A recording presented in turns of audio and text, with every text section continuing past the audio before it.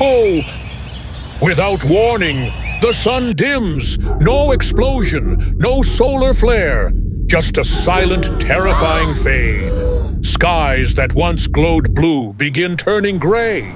Birds stop mid-flight, and across the world, people look up and realize something is very, very wrong. The sun, our blazing life source, is a nuclear fusion reactor. If it cooled just a few thousand degrees, from 5,778 Kelvin to even 4,000, the change wouldn't just be cosmetic. Light would dim into a rusty orange. UV radiation nearly gone. Photosynthesis slows, and Earth begins losing heat fast. Within hours, headlines scream, "The sun is fading." Solar observatories confirm it. Output has dropped by 30%. Governments scramble, satellites fail to charge, solar farms shut down, and scientists? They're too stunned to offer answers, because there is no known mechanism for this.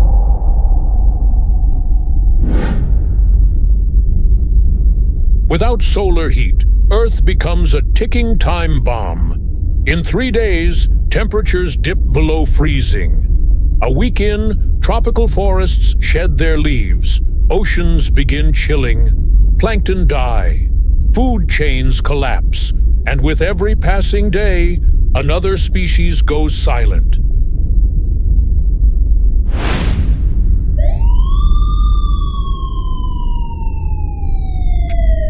But humans don't go quietly.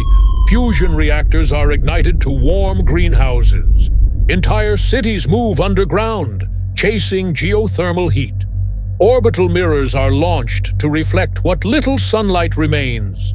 Massive heat domes rise over megacities. And while the rich fortify the rest, they migrate, adapt, or freeze. In less than a year, Earth is unrecognizable. Clouds crystallize. Carbon dioxide snows down from the sky. Oceans crust over with ice, and the only heat left seeps from cracks in the Earth. Our planet, now a pale, silent marble drifting through space. Could we reignite the sun? Not with today's tech, but maybe one day.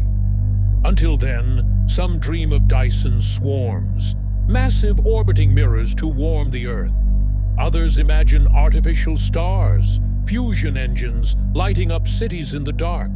And a few, well, they wonder, what if this is just the beginning of something else? A new chapter written in the cold.